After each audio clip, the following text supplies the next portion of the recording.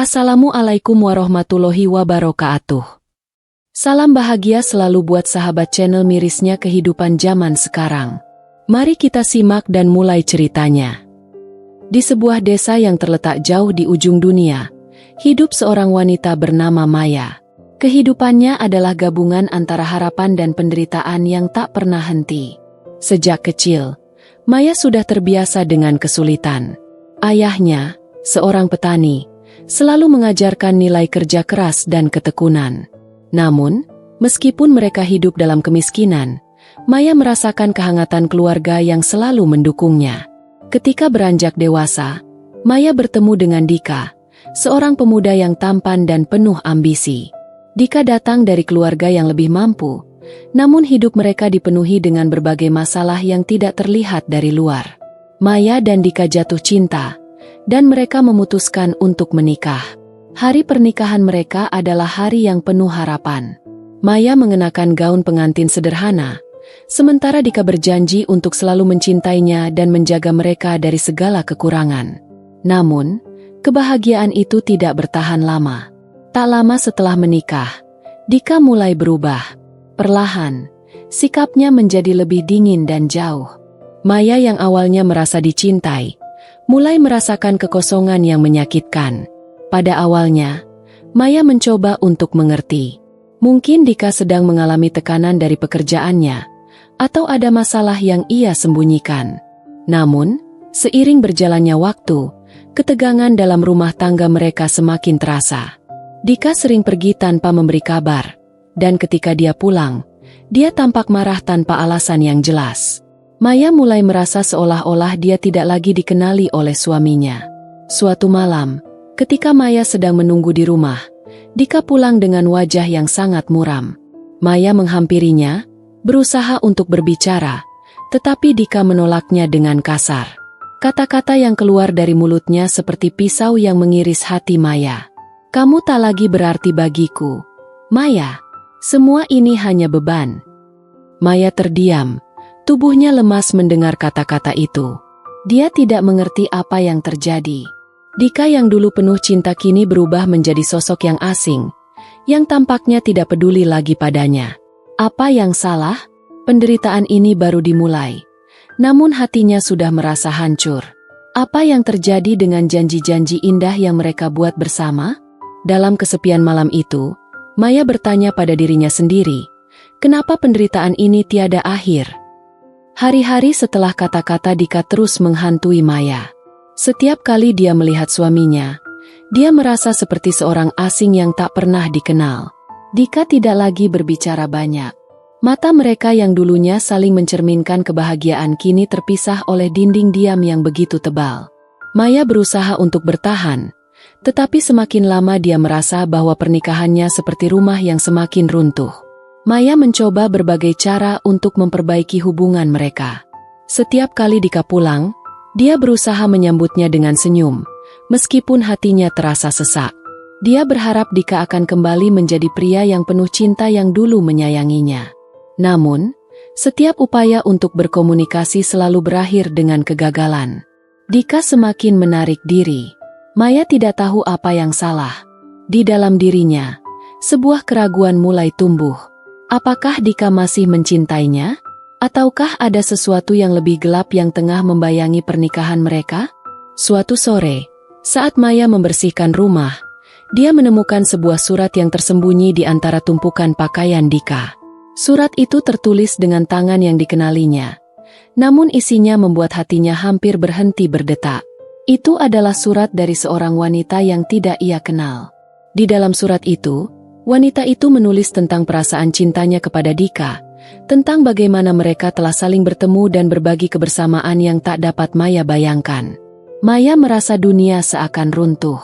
Dia merasa dibohongi dan dihancurkan oleh kenyataan yang tak pernah ia duga. Selama ini, Dika tidak hanya jauh secara emosional, tetapi dia juga telah membangun hubungan dengan orang lain di belakang punggung Maya. Semua harapan yang telah dipupuk Maya hancur seketika. Untuk pertama kalinya dalam hidupnya, dia merasa tak berdaya dan tak dihargai. Malam itu, saat Dika pulang dengan wajah yang kosong, Maya tidak bisa lagi menahan amarah dan kesedihan yang telah menggerogoti hatinya. Dengan suara bergetar, Maya bertanya, "Dika, apakah kamu masih mencintaiku?" Dika terdiam beberapa saat, lalu dengan acuh tak acuh dia menjawab, "Aku lelah, Maya. Aku sudah tidak bisa lagi. Ini bukan hanya tentangmu, tapi tentang aku yang sudah lama kehilangan arah." Kata-kata itu seperti sebuah tamparan keras bagi Maya. Dia merasa seperti telah kehilangan dirinya sendiri dalam pernikahan ini. Mengapa ini harus terjadi padanya? Mengapa dia harus merasakan semua ini? Penderitaan yang tak terduga dan terus berlarut-larut seperti bayangan yang mengejarnya setiap waktu. Dan di dalam kepedihan itu, Maya hanya bisa bertanya pada dirinya sendiri, kenapa penderitaan ini tiada akhir? Setelah malam itu, Maya merasa seperti sedang berjalan dalam mimpi buruk yang tak berujung. Segala sesuatu yang dulu begitu nyata dan penuh harapan kini hanya tinggal serpihan-serpihan kenangan yang patah. Setiap kali dia menatap Dika, rasa sakitnya semakin dalam. Dia tahu bahwa dia tidak akan bisa kembali ke waktu yang dulu, ketika mereka masih bisa tertawa bersama dan berbagi impian. Namun, apa yang lebih menyakitkan daripada kehilangan harapan adalah kenyataan bahwa dia tak lagi tahu siapa suaminya.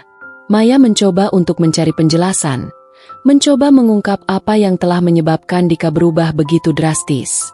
Hari demi hari, dia mulai menyelidiki jejak-jejak kehidupan Dika yang semakin sulit dia pahami.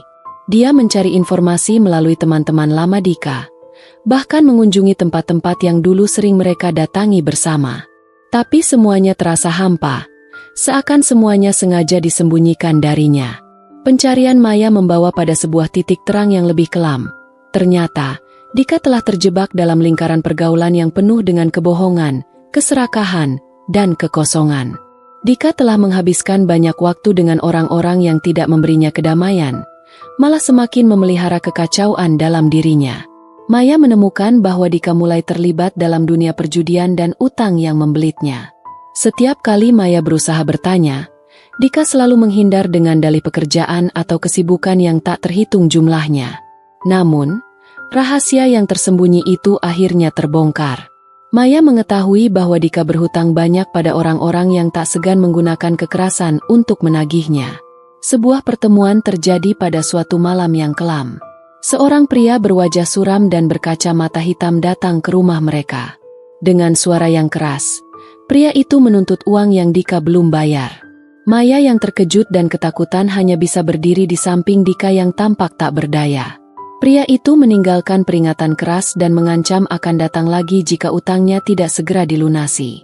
Maya merasa dunia semakin sempit. Semuanya yang dia lakukan, setiap upaya untuk menyelamatkan pernikahan mereka, terasa sia-sia.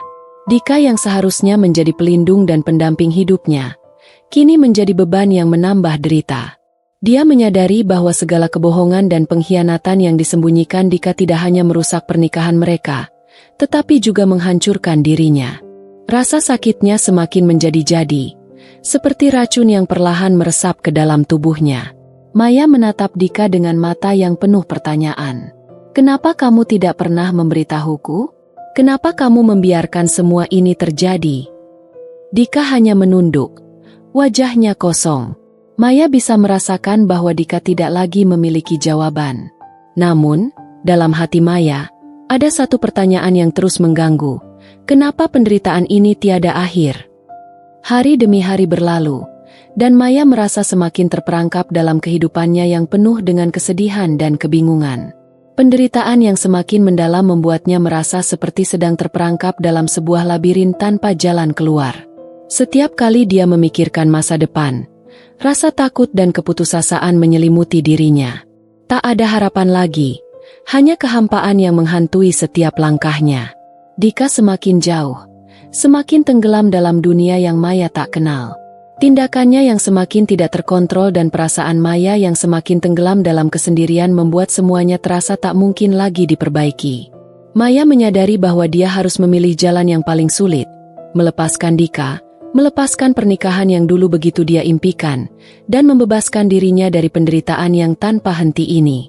Maya mulai merencanakan hidupnya yang baru. Dia tidak tahu apa yang akan terjadi, tetapi dia tahu satu hal, Dia tidak bisa terus hidup dalam bayang-bayang penderitaan yang dihasilkan oleh kebohongan dan pengkhianatan. Dengan segala keberanian yang dia miliki, Maya memutuskan untuk berbicara dengan Dika untuk terakhir kalinya. Suatu malam, setelah seharian penuh perasaan cemas dan berat, Maya duduk di depan Dika. "Aku sudah cukup, Dika. Aku tidak bisa lagi bertahan dalam kebohongan ini. Aku mencintaimu, tapi aku juga harus mencintai diriku sendiri." Dika menatap Maya dengan tatapan kosong, seolah-olah kata-kata itu tidak pernah sampai ke hatinya. Tidak ada penyesalan, tidak ada air mata, hanya hampa. "Kamu selalu terlalu banyak berpikir, Maya. Ini bukan masalah besar," jawabnya dengan suara datar. Maya menatap Dika dengan hati yang pecah. Dia tahu dia tidak akan mendapat jawaban yang dia inginkan. Semua kata-kata ini hanyalah secari kenangan yang tak lagi bisa memperbaiki apapun. Ketika Dika berbalik dan berjalan pergi, Maya merasakan sesuatu yang aneh. Ada perasaan sepi yang menyelimuti, tetapi juga ada sedikit kebebasan.